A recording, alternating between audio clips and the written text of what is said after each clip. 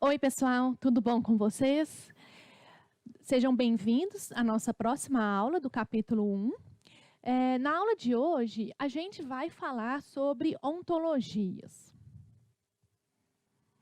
Então, o objetivo da nossa aula é primeiro entender o que são ontologias, passar um pouco pelos tipos de ontologias existentes, conhecer os principais elementos que uma ontologia possui. Bom, quando a gente fala em ontologia, ela vem sendo discutida no meio acadêmico a partir de dois conceitos. Primeiro, a gente fala em ontologia como uma disciplina filosófica e a gente também fala de ontologia como um artefato representacional. Alguns autores, inclusive, usam a ideia de colocar um O maiúsculo para falar que para citar a ontologia do ponto de vista de disciplina, e muitos autores utilizam a ontologia com o O minúsculo para se referir aos artefatos de representação. A ontologia, ela vem sendo objeto de estudo em diversas áreas, desde a filosofia, com os princípios da disciplina filosófica, mas nos últimos anos, desde o ano 2000, na verdade, a ontologia ela se tornou um objeto de pesquisa da ciência da computação e da ciência da informação, devido à sua capacidade de representar algum conhecimento. E quais conhecimentos essas ontologias elas vêm sendo utilizadas para representar? A gente percebe que tem uma gama enorme de ontologias criadas para trabalhar o domínio da medicina, muita informação médica já vem sendo representada por meio de ontologias, na biologia, no direito, geografia, mas existem muitos outros domínios de conhecimento que utilizam das ontologias para representar o que são as suas entidades e o que são os relacionamentos dessas entidades. Bom, ontologia como disciplina, a gente fala em ontologia como disciplina desde a época do Aristóteles, que Aristóteles falava que a ontologia é a primeira filosofia, e o objeto dessa pesquisa, da pesquisa em ontologias, era o ser, ou seja, o ser como ele é, como o tal. Então, quando eu falo de ser, a gente está falando de ser, de ente, né? A gente usa muito a expressão entidade, mas é o ente, a pessoa, por exemplo. E o objetivo principal é tentar representar esse ser e tudo que esse ser é. Bom, então a palavra ontologia, a gente fala em onto como ser, logia como conhecimento, ou seja, o conhecimento sobre o ser, conhecimento sobre um determinado ente, conhecimento sobre as coisas que existem. Então, falar desse ser, a gente tem que lembrar que o ser são coisas que existem, independente de ser um ser inanimado ou um ser animado. Além disso, a ontologia ela visa estudar como que essa realidade ela é organizada. Ou seja, todos os seres, eles não só existem, como eles se relacionam com a natureza de alguma maneira. E aí fala-se em ontologia do ponto de vista aristotélico como a ciência que vem representar o que é e como esse ser está relacionado com outros seres. Como artefato representacional, a ontologia ela é um dos objetos de estudo da ciência da informação, já que a ciência da informação é a área que estuda os sistemas de organização do conhecimento, que a gente chama de SOC. E esse diagrama, ele mostra para a gente como que esse sistema de organização do conhecimento, como que uma ontologia é um subsistema de organização do conhecimento. Então, um SOC, ou em inglês, um call, ele está fortemente relacionado aos conceitos e relações, essas estruturas de conceitos e relacionamentos, e elas podem ser, por exemplo, ontologias. E essas ontologias, elas são classificadas também como ontologias formais, informais ou semiformais. A gente vai entender o que é isso aqui. Então, como artefato de informação, a ontologia ela vem para descrever especificamente um conhecimento, um domínio de conhecimento. Então, ela pode ser usada para representar o conhecimento. A partir do momento que uma ontologia vai se tornando formal, ou seja, ela vai incorporando lógica descritiva ou axiomas, ela também passa a conseguir permitir o raciocínio computacional. Então, quando a gente fala de sistemas de reasoning ou de raciocínio, por exemplo, a gente pode falar da Siri ou do Watson, o sistema Siri e o sistema Watson, ele consegue pegar o conhecimento que está representado e, por meio dessa lógica descritiva, desses axiomas que são criados entre cada ente, cada conhecimento das suas próprias ontologias, ela consegue fazer inferências, consegue perceber qual tipo de conhecimento está relacionado com um outro conhecimento, e como é essa relação. Então, falar nessa questão do raciocínio computacional está diretamente relacionada a ontologias formais, porque elas incorporam conceitos de lógica descritiva. As ontologias, elas também são muito utilizadas para permitir a integração da informação, então porque ela descreve a relação entre os entes. Ela trata de um significado semântico. Por que a gente fala em ontologias do ponto de vista semântico? Porque se a gente pensar em ontologias que visam descrever as coisas como ela realmente é, então eu passo a tirar o achismo daquela descrição e coloco a descrição oficial, a descrição do ente como a substância pura. E aí eu tiro as questões culturais e as questões daquele conhecimento prévio que está enraizado dentro da nossa interpretação da realidade. Bom, a partir disso, a gente percebe como ela unifica o significado semântico, ela exclui as ambiguidades, as ontologias formais. A gente pode utilizar essas ontologias como um artefato de interoperabilidade semântica.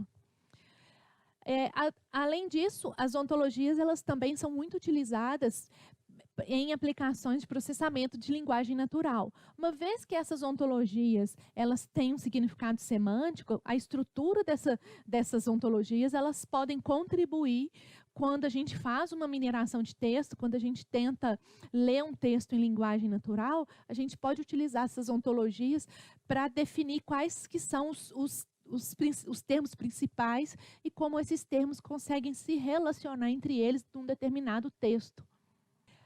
Eu falei em ontologias formais no slide anterior. A questão de uma ontologia ser formal ou informal está muito relacionada ao tanto que ela pode ser expressiva. No meu diagrama, a gente pode observar que a gente tem um conjunto de ontologias, a gente nem fala muito que são ontologias, mas a gente pode considerar que são ontologias informais, nesse caso aqui, que são glossários, dicionários, taxonomia e tesauros.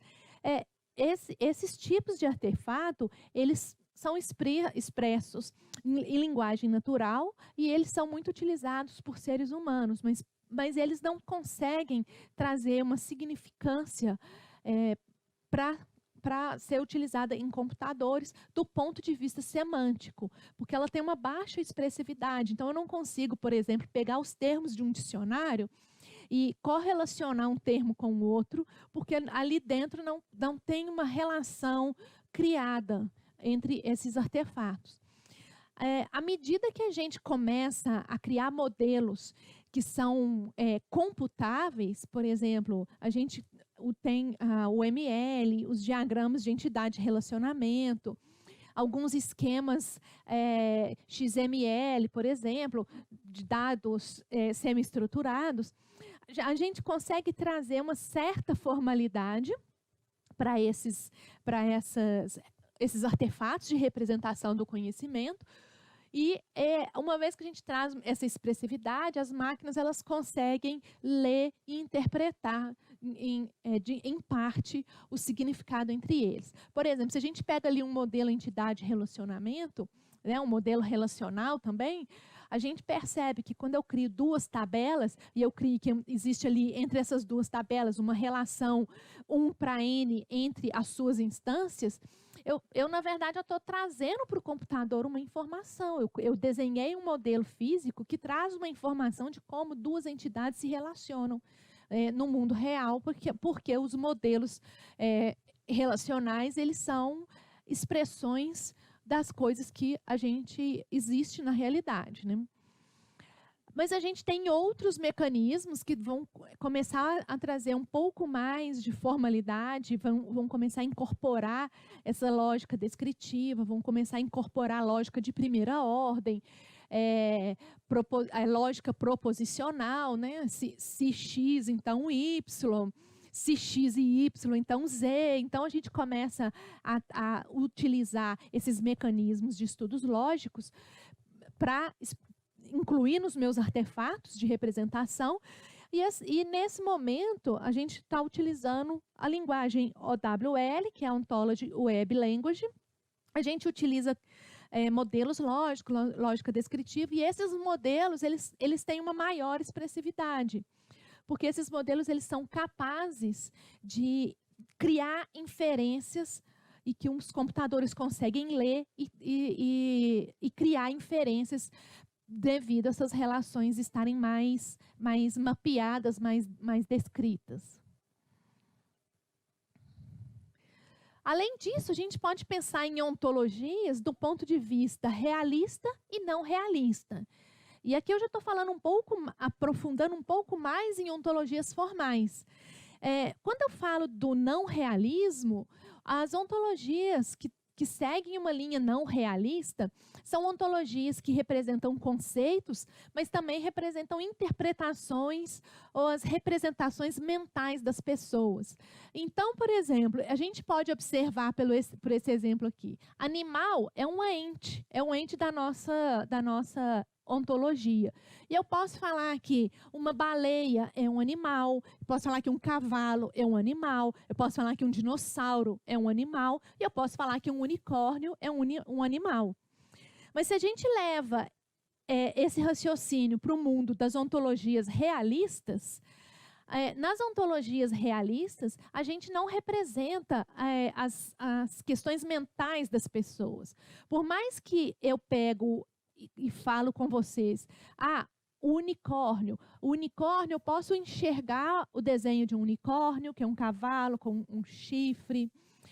Eu sei que unicórnio não existe, mas a gente sabe que dentro da mitologia, dentro de desenho animado, por exemplo, Caverna do Dragão, a gente tinha um unicórnio, mas ninguém nunca viu um unicórnio pessoalmente. A gente não tem registro de que unicórnios realmente existiram. Então, são projeções mentais que as pessoas possuem. Então, eu não posso, numa ontologia realista, falar que um unicórnio é um animal. Eu poderia falar que um unicórnio é um animal mitológico, mas é uma outra classe, é uma outra representação.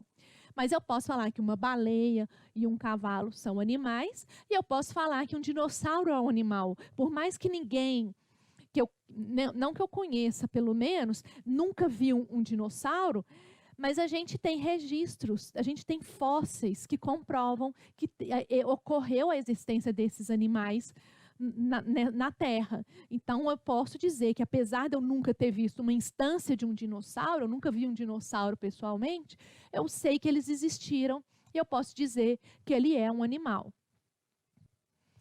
Além disso, a gente tem que pensar nas ontologias, que as ontologias elas têm um conceito de universais e particulares. Por exemplo, uma ontologia, ela visa representar o particular. Pensando, inclusive, dela ser do ponto de vista realista, por que ela vem representar o particular? Porque ela representa as ocorrências de algo que existe na realidade. Então, eu só posso falar que existe um Homo sapiens porque existe pelo menos uma ocorrência de Homo sapiens. Eu não posso falar que existe um unicórnio, porque não existe nenhuma ocorrência de um unicórnio. Então, cada ocorrência, ela é um particular. O conjunto das ocorrências iguais ou que têm a mesma característica, elas trazem para a gente o conceito do universal. Então, Homo sapiens é um universal que reúne todos os Homo sapiens. E Fernanda é um particular da entidade Homo sapiens. Então, a ideia é essa, a ontologia, ela visa representar os particulares, mas ela modela os universais desses particulares. Ela generaliza os particulares. Ou seja, eu posso dizer que existe um universal cavalo, principalmente porque eu sei que existe o cavalo 1, o cavalo 2, o cavalo 3, o cavalo 4. E quando eu falo cavalo 1, 2, 3 e 4, eu estou falando aquele cavalo mesmo lá. Tem as raias lá no Jockey Club. Tem um cavalo que chama Triunfo. Então, o cavalo 1 é o triunfo mesmo. É claro que a gente aqui, eu não estou colocando o cavalo especificamente. Eu estou colocando uma imagem do cavalo para a gente ter essa compreensão. Então, a ideia é essa. Eu estou dando aqui, falando que esse cavalo realmente existe na realidade, ou já existiu na realidade, porque ele pode ter morrido, mas o fato dele ter morrido, ele não deixou de existir. Ele foi um ente que existia na realidade. Ele ainda assim é um particular. Bom, as ontologias, elas também são classificadas. Existem duas classificações primárias sobre as ontologias. Ontologias que são de acordo com a dependência do domínio, ou o domínio é o conhecimento que eu quero expressar. Então, eu posso falar em ontologias de alto nível, ou top level ontologies. As ontologias de alto nível, elas representam entidades genéricas que podem se enquadrar em qualquer domínio de conhecimento. Eu não preciso representar uma entidade que é exclusiva, por exemplo, da medicina, ou que seja exclusiva da geografia. Eu vou representar uma entidade que qualquer uma dessas áreas de conhecimento, elas possuem aquele tipo de entidade. À medida em que a gente coloca os termos num nível de ontologia de alto nível, a gente tem maior reusabilidade daquelas classes, daquelas entidades que estão representadas. Em contrapartida, quando eu falo em ontologias de domínio, a gente está falando que a ontologia ela é inerente, específica, para descrever um domínio exclusivo. Então, eu tenho uma ontologia que descreve a área médica. Mas, ainda assim, eu posso ter uma ontologia que vai descrever, dentro da área médica, a anatomia humana. É uma ontologia de domínio. Mas eu posso falar de uma ontologia que vai descrever, por exemplo, a anatomia de todos os animais. É uma outra ontologia, mas todas duas descrevem um domínio exclusivo. Então, quanto mais acoplada ao domínio, menor é a sua reusabilidade. Mas, em compensação, ela também tem uma alta... Vamos dizer assim, ela tem uma alta fidelidade na descrição daquele domínio. A gente também fala em ontologias conforme o propósito que elas visam representar. Então, a gente tem ontologias que são de referência, que elas têm uma visão mais ampla, e ontologias de aplicação, que também são ontologias que visam uma determinada aplicação. Por exemplo, se a gente fala da Siri do ponto de vista geográfico, é uma ontologia de aplicação porque ela visa representar os pontos geográficos, os caminhos, né, as rotas entre esses pontos geográficos. Por exemplo, se a gente pensar num Google Maps, por exemplo.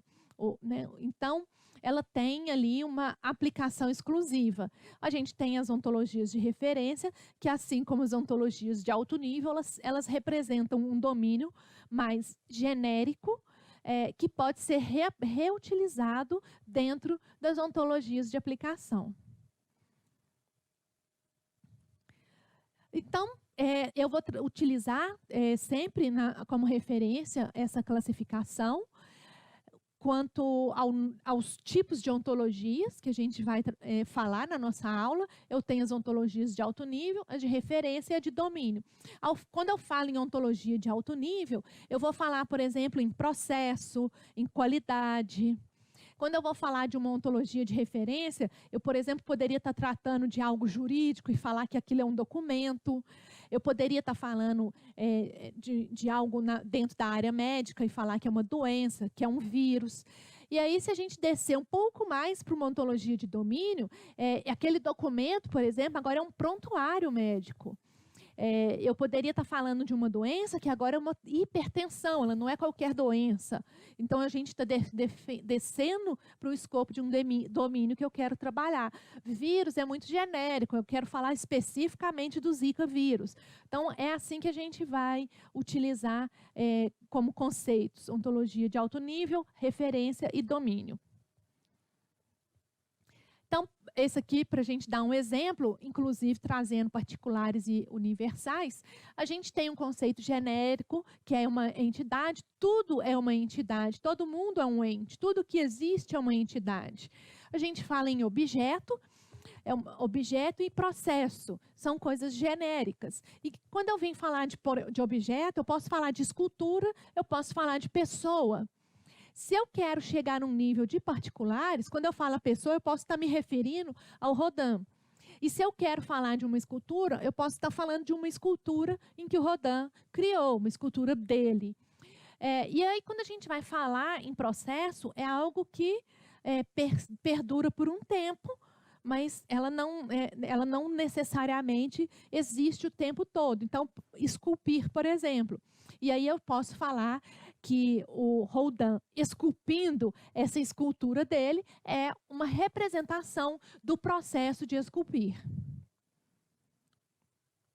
Isso nos leva a pensar nas categorias básicas de modelagem, baseado na filosofia aristotélica, em que o ente, ou ele é um continuante, ou ele é um ocorrente. Quando eu falo em ente continuante, é aquele que tem uma identidade única ao longo do tempo. Ela não se altera. E o ocorrente, ela é uma entidade que pode se alterar ao longo do tempo. Então, por exemplo, eu, Fernanda, sou uma pessoa. Desde o dia que eu nasci até o dia que eu morrer, eu vou ser a mesma pessoa. A minha composição, a minha substância é a mesma. Mas eu sou diferente nas fases de vida, nesse sentido. Então, eu não deixo de ser quem eu sou. Eu continuo sendo a Fernanda, mas quando eu sou a Fernanda na infância, durante aquele período, eu tinha característicos exclusivos daquele período. Eu posso ser a Fernanda na adolescência, a Fernanda na idade adulta. Então, isso vai variando. Então, cada período de vida, por exemplo, é uma entidade que ocorreu por um tempo específico. O processo de digestão, ele não existe o tempo todo. Ele existe só enquanto ele está ocorrendo. Então, por isso, ocorrente. Acabou a digestão, acabou o processo. Então, ele tem um início e ele tem um fim. Além disso, o continuante ele pode ser continuante independente ou continuante dependente. Por exemplo, quando eu falo num continuante independente, eu posso falar de uma maçã. A maçã existe por si só. Mas quando eu falo que a cor vermelha da maçã, o vermelho da maçã ele não existe por si só. o vermelho da maçã existe em função da maçã existir. Então, ele depende da maçã existir para que ele exista. Então, ele é uma qualidade da maçã. Então, é um continuante dependente. Uma qualidade depende de quem ela qualifica. A gente aqui tem um exemplo de uma ontologia de alto nível, que é a Basic Formal Ontology, BFO. Essa ontologia de alto nível ela é uma ontologia realista. Ela representa, ela só tem essas entidades, ela não tem mais que isso, e são entidades de um nível muito alto. A BFO ela se tornou um padrão internacional no final do ano passado, né? E então hoje ela é uma ontologia de referência, uma ontologia de alto nível de referência dentro da ISO e dentro de uma série do W3C, de uma série de outros órgãos que regulamentam a representação da informação. Eu posso falar em ontologia de referência, por exemplo, a gente tem uma ontologia que chama OGMS, que representa entidades a respeito do tratamento de doença e diagnóstico. Então, ela define doença, sintoma, diagnóstico. Eu posso falar numa entidade, por exemplo, que define as classes de anatomia de seres vivos. Isso tudo são ontologias de referência, porque elas podem ser reutilizadas em para outros conhecimentos. E eu posso falar, por exemplo, de uma ontologia de domínio. Ela visa representar um domínio exclusivo. Então, eu posso falar aqui da Ontonil, que foi uma ontologia que eu mesma comecei a desenvolver, porque uma ontologia a gente nunca finaliza, porque o conhecimento ela é mutável, ele evolui. Então, a gente pode falar que uma ontologia ela sofre alterações ao longo do tempo. E essa ontologia ela representa dados a respeito do prontuário eletrônico no atendimento à gestante e ao bebê. Então, ela trabalha com classes exclusivas do atendimento obstétrico. As ontologias, elas possuem diversos elementos. Então, eu posso falar em ontologias com as entidades, as classes, que são os entes em que eu represento. Os atributos são as propriedades que vão descrever cada uma dessas classes. A gente fala em instância. A instância, ela é o particular, o indivíduo que é generalizado numa classe, os atributos de uma instância. Então, eu sou a instância Fernanda, o meu nome é Fernanda. Então, meu nome é um atributo da classe pessoa. O nome da Fernanda é um atributo da entidade da instância Fernanda. A gente tem os relacionamentos e a gente tem as cardinalidades, uma mesma ideia que a gente usa lá nos bancos de dados, como que uma relação, uma entidade se relaciona com a outra e qual que é a quantidade de ocorrências de uma entidade em relação à outra. E a gente fala de axiomas, que é como que esse relacionamento ele é definido pela lógica. Então, eu trouxe aqui para vocês um exemplo de uma referência, de um relacionamento, que é falar que é a instância, I minúsculo é uma instância de I maiúsculo, né? Então, eu posso falar que Fernanda é uma instância, quer dizer, a Fernanda é uma instância de pessoa. A gente tem alguns buscadores de ontologia que vocês podem pesquisar e ver ontologias que existem aí dentro de uma gama enorme de assuntos. E essa aula, então, serviu para a gente introduzir esse conceito de ontologias e conhecer um pouco mais do que são os tipos de ontologia e dos elementos que uma ontologia possui. Na próxima aula, a gente vai falar de ferramentas para a construção de ontologias, metodologias para a construção de ontologias. Até lá!